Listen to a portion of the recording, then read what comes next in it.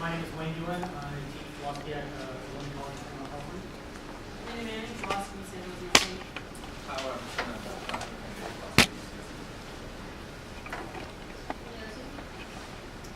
My name is Daniel Clark. I'm here at NHU. I'm a business major, a brother Nu Alpha Kappa fraternity, and vice president of the Student Government Association. Hi, my name is Joanna, and I'm studying business administration. Hello, my name is Yesenia Camacho. My major is computer information systems. Hi everybody, my name is Sonia Zapata and my major is in social science for international studies. I'm Max, philosophy major. Malay Leon, I'm an English and philosophy double major.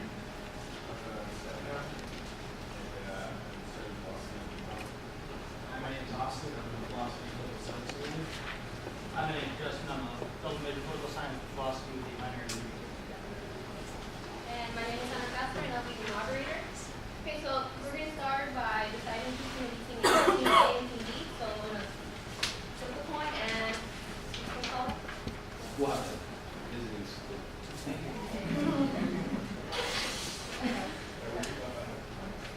It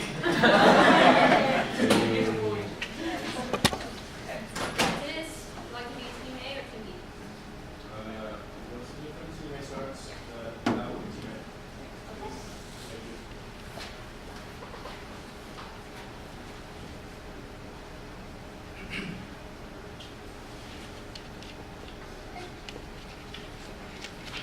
Started with the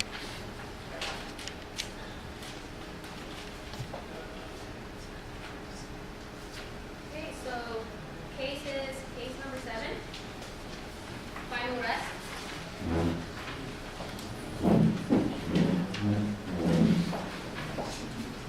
Okay. Okay. The question is, was it the morally right thing to do with Tamarians but not the body? What is the right thing to do with Tamarians but not the body? Here's your copy of the question.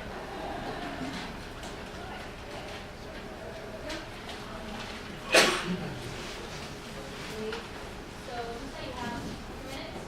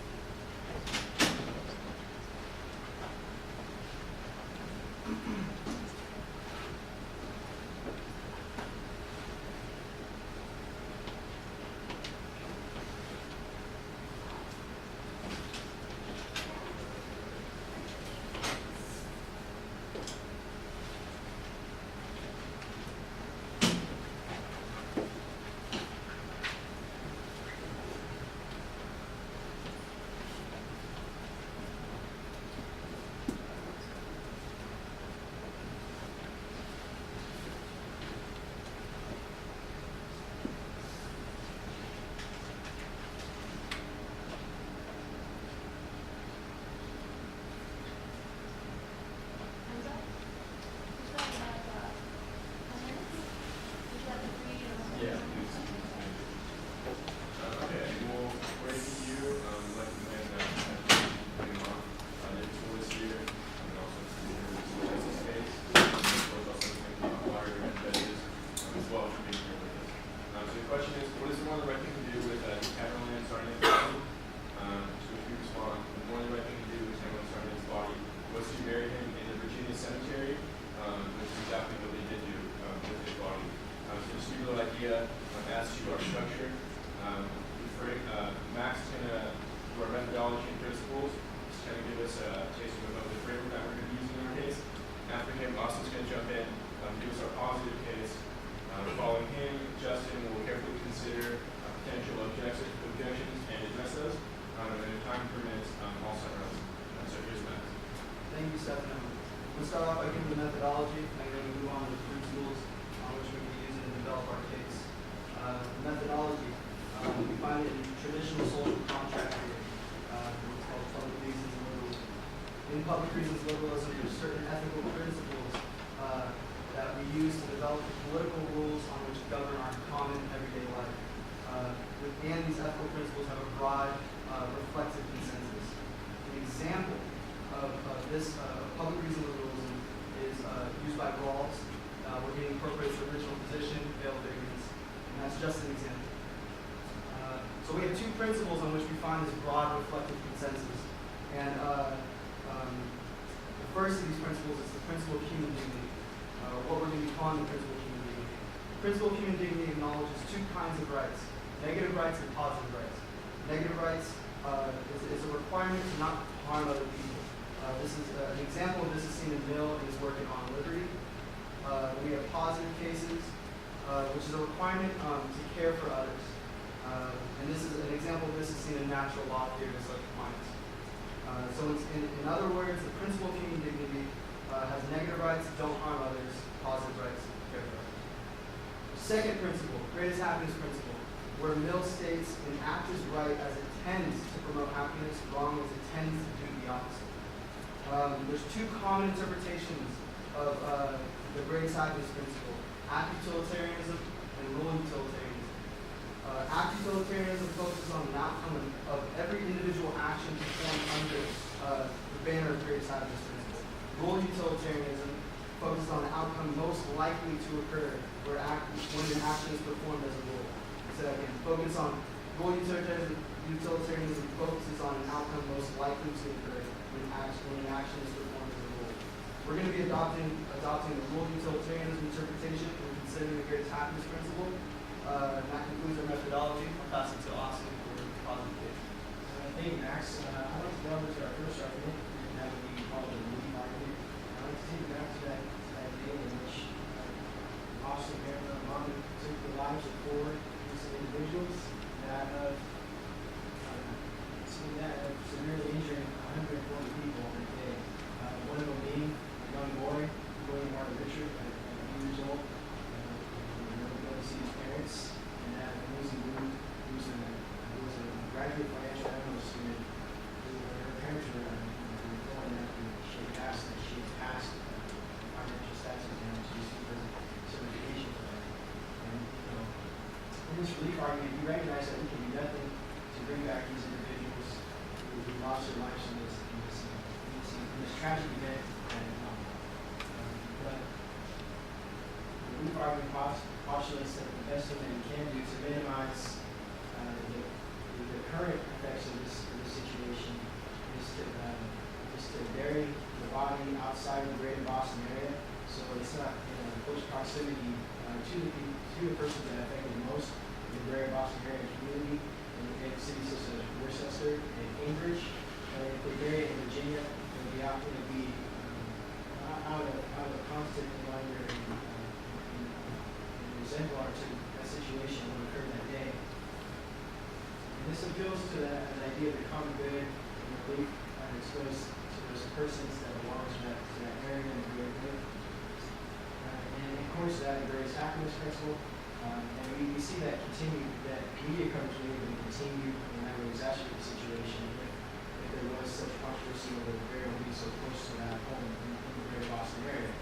Our second argument is the virtuous society argument, which will delve into respect to the dignity of that Bizarnia family, and that the way in which they buried him in Virginia was according to that Muslim rights and traditions, which is in contradiction to cremating him or not burying him at all. And this idea respects that family, and respecting the family in regards to this, we recognize it respects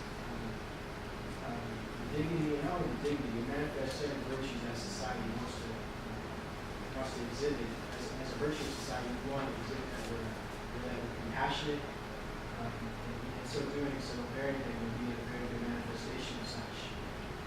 And also, we have to recognize the fact that Zarnev's family is going to have to live with the reality that the father, husband, and also a brother and nephew, and has to show this reality that he was the boss of the Marathon Bomber. Zarnev had a 3-year-old daughter.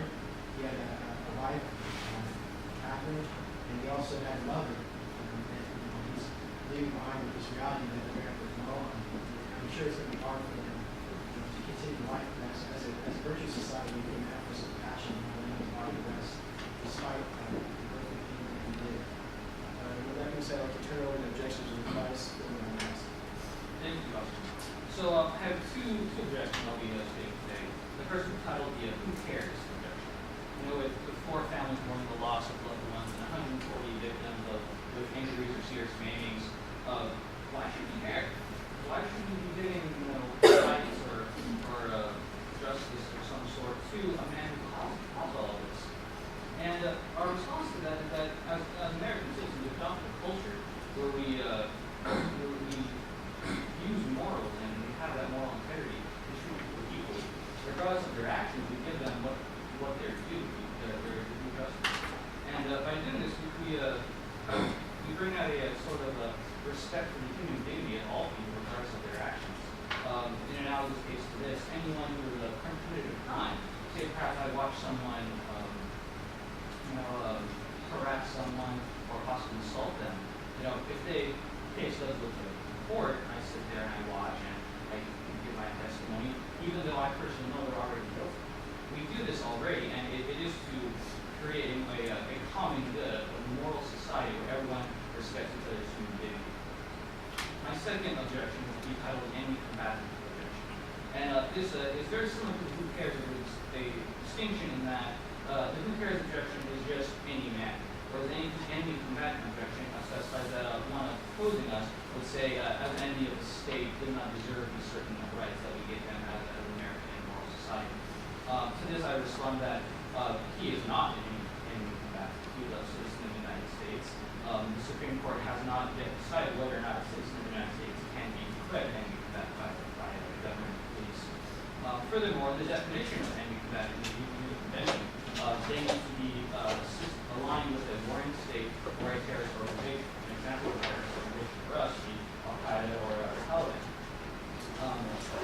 We, furthermore, are bound by the convention even if we do decide to label him an enemy combatant, because stated in the convention is that no person shall be treated inhumanely, regardless of the action they commit. So with these laws that we have with other countries, during war, we still manifest this human dignity or respect for each other. And with that, I'm going to hand it over to Stefan Perez. Okay, so again, the question is right. One of the things that Sarnev's body, we responded that exactly what was done with Sarnev's body. And the American and Virginia Cemetery was the correct call ethically for this case. So we've given the relief argument, which upholds the need to respect the feelings of the people of Boston, and as well as running their advocate happiness, like we touched on the greatest happiness principle, as well as respecting their dignity by bearing the body of Sarnev sufficiently far away from the location where he committed those atrocities. We've also talked about the virtuous society argument, in which we explain that a virtuous society is one that upholds the dignity of people, and not just certain people, but of all citizens, including the Sarnev family. And then finally, we answered why we should care what this family is going through, as well as the people of Boston. And so we believe that in burying him in this Virginia cemetery, we've achieved that balance. Thank you very much.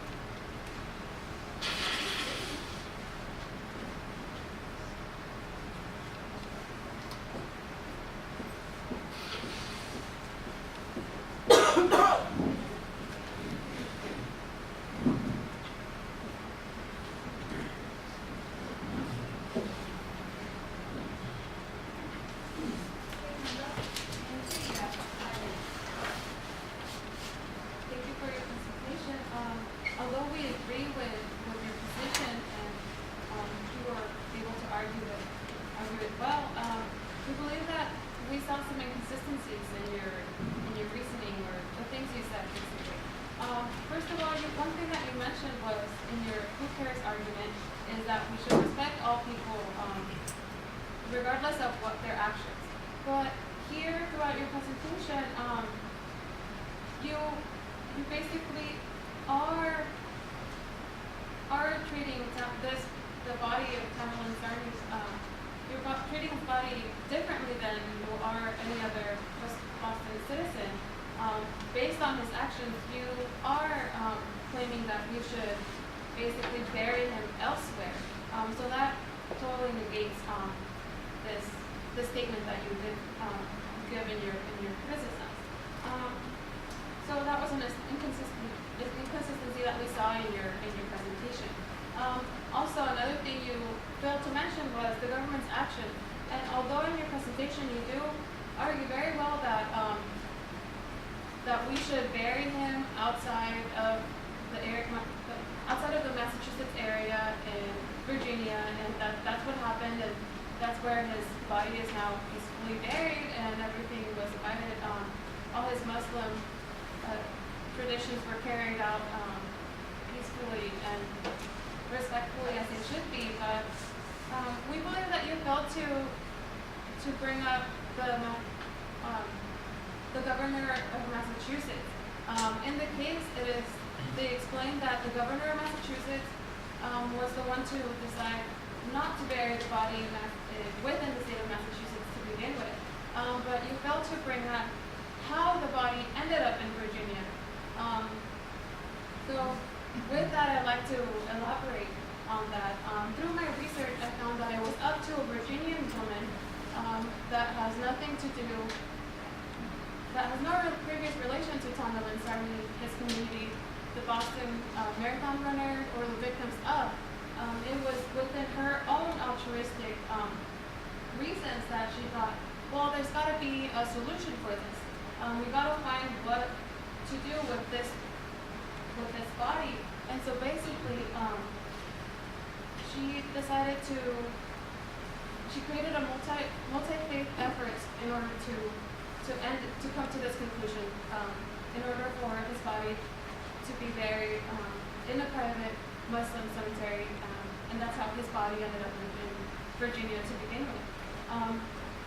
So I'm going to talk a little bit more about some theories that we believe should be talked about. For example, universalizing one's actions. In your presentation, for example, we should universalize our actions in the sense that we should offer everyone proper burial. But with that said, we can also look to Rawls' theory of original position, where we wouldn't judge them based on their actions. And so, in regards to this case, we wouldn't be shipping off Tamerlan Sarni's body into another state to begin with. It would then be up to the state to make themselves responsible and carry out this proper burial. So we thought that you neglected to talk about the governor and his decision that basically created this problem, which was then solved by an outside agent. We also were going to restate, we thought that it was inconsistent that you mentioned that we should offer respect to all people regardless of their actions, when your whole argument and position is stating that we should, based on Tamerlan's action, bury him somewhere else.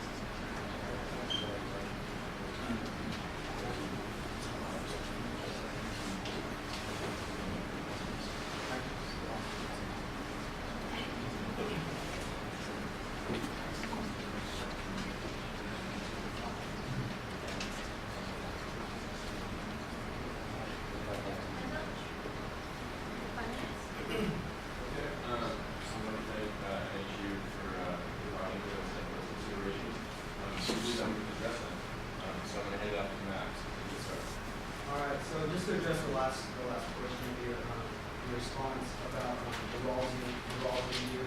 Just to clarify again, I did say it's an example of public reasons liberalism. So it seemed like you misunderstood that part. We're not appealing to Rawls, and it also seemed in your reply that you were critiquing our appeal to Rawls, but I'll just say public reasons liberalism. I'm sure that's what you meant. But that we were appealing to public reasons liberalism as a principle, and that's not what we're doing. What we were doing was we were appealing to public reasons liberalism, not Rawls, public reasons liberalism, as a methodology for our critique. So just wanted to clarify that. Yes, thanks, Max. Didn't really understand your criticism about the Virginia woman organized kind of this cross-faith dialogue in order to find out what to do with Sarney's body, which ended up ultimately bringing his body to Virginia. So I wasn't really sure what we were getting at there. It seemed like you were just saying that we failed to mention it, that we didn't mention it in our case. And yeah, we'll grant that. But the reason we didn't mention that was that it wasn't central to our case. We were given the 10-minute time constraint. We just didn't have time for other things to talk about. So yeah, just wanted to point that out. Also, another concern that we just want to mention is that you said that you do not mention governmental action of the side before this is no goes to the case, it's kind of extraneous. You spoke to the governor of Massachusetts, and you said that you truly like the Boston citizen. If anything, we hope with our case in that idea that the governor of Massachusetts was trying to preserve the welfare society of common heritage tradition of infighting. Not wanting him to be very independent within the city so that the parcel of the system members was there so we could have that situation. Also, we thought your interpretation of Law's position in that original position that you took that we should be ignorant to is actually a very citizen is that it's totally insensitive to have the common good as idea behind it, which we touched on from the general media. And that we have to be aware what actions that are perpetuated against that society, which will cause him to we have to get it elsewhere and so hopefully what we did to that society, and at the same time we gave the proper area in Virginia once most of March. That being said, I would like to pass it on to Justin. So again, just kind of reiterating, saying that moving his body all the way to Virginia kind of mitigates our arguments against respect to legally. We can't very well respect all the victims of Boston bombing if a person who positive was laying right down there in the middle of the city. So if I were to go along with your statement, Governor, he was, I can assume that he was protecting the citizens, saying have this man perpetrated this evil in their midst. It's not a use of the common good instead of doing it there. So he made that call to move it up. His focus was more on the survivors. And as a person in political life, he probably did make that under some emotional duress, being personally the victims involved. But we do want to emphasize that in those emotionally charged case, we have to take a step back and realize that this man is still very much a human being and does deserve the same respect that human dignity has both parties associated with that. Yeah, also, I'm just not sure what you were getting at when you were presenting our who cares argument. Your criticism seemed a little incoherent. The who cares argument was an objection that someone might pose and say, well, who cares about what Hackworth is buried? Or who cares about the family? These guys are terrorists. And so we weren't saying who cares, we were saying, no, we should care, given the immediate considerations that we need to have for this family while striking that balance and promoting the greatest happiness of the people of Boston. And with that, Just one more thing. I think your solution to kind of just burying the body in Boston, as my colleagues Austin and Justin both mentioned, is sort of callous in the sense that it doesn't regard the emotional impact that Sargent's actions have on society in Boston, especially the physical trauma that some of the victims experience, and the emotional trauma that the family members experience. And with that, we'll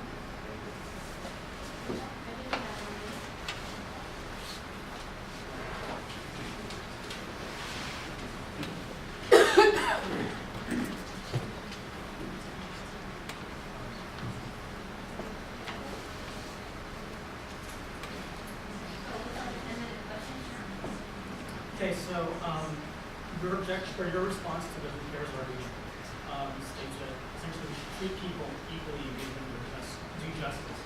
But if I recall, the principle of equality states that we should treat like things like relevantly different things relevantly different. And it seems to me that Sanaya is living his life relevantly different, or made some relevantly different choices in his life from most other people. And so does that give us some kind of justification for treating him relevantly different? I think we answered this question in the next argument.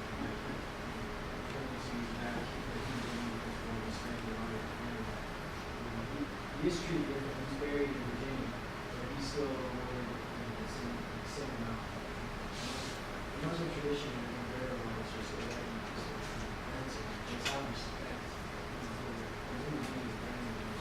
Just a random somebody who's father, he's a mother, and he's very close and a great man.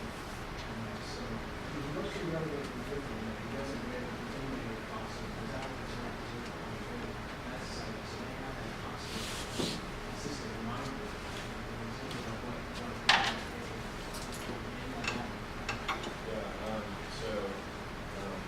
You mentioned principle of equality, and we weren't necessarily invoking the principle of equality that they talk about. Of course, we have the principle of human dignity, and we believe that the principle of human dignity explains human dignity in such a way that it is intrinsic to all human beings. It's a universal principle that cannot be lost. There's like a baseline level of human dignity that people have, even if they're terrorists or horrible people kind of thing. There's still some baseline level of human dignity. And my boss said he was treated relevantly different in the sense of having buried somewhere else away from the people of Boston. But there's still that baseline level of human dignity that humans have, including his families. Did that answer? No. Okay. It seems to me that the answer to the question whether he was a morally right thing to do with his body, there's sort of two prongs to that answer. One is don't bury him in Massachusetts or in the Greater Boston area, and the other is bury him in West Virginia. But those are two separate claims, and we need to sort of sort them out. Suppose it turned out that no one came forward in Virginia or anywhere else. Would you think it morally defensible for the governor of Massachusetts to refuse to allow any cemetery in Massachusetts to bury? Yeah, I'd like to start to answer that. But personally, we want to say, yeah, that's a good question. That's a hypothetical question. We just want to point out that at least it seems to us that that's not the central issue of the case. I mean, we're talking about what really happened, and what if you're getting off that and come to conclusions. So I just like to make that disclaimer kind of thing. But so in regards to your question, if no one else can come up, and what you say to the body, that's a very good question, and we don't know the answer to that, but we think that that's an important question for not just the members of the ethics board to try and answer, but that's a huge question for all kinds of people, insofar as for all Americans. This bombing affected all Americans, at least to a certain extent, not as really as people in Boston. But yeah, that's a good question. Unless you guys have something to say, yeah, Brad. Our hope in the matter would be that anyone in political power would be able to take that step back, I mentioned earlier, and be able to see the case for what it is, and situation, and realize, and have the decency and moral justice for us to find that it needs to be with the dignity that needs to be expected. Yeah, and furthermore, trying to cultivate that virtual society with goodness and possibilities. Okay, let me follow up then. It sounds like then two things. It sounds like you don't think it's a peripheral question. It begins to sound central if you can answer it by saying in a virtuous society we hope that someone would have the decency. So it does sound like I'm committed to saying that if the governor of Massachusetts said, nah, we're not burying him here, and no one else serendipitously came forward to accept the body, that he would be doing something morally problematic, because he would be doing something that was incompatible with American society, and incompatible with some fundamental values that we think American society is committed to. Do you want to agree with that? What are those values that he would be violating? Like what are the values of American society? Freedom, liberty. I don't know how we can answer that. Kind of a comprehensive question. I don't think so. We say that we would hope that someone would step forward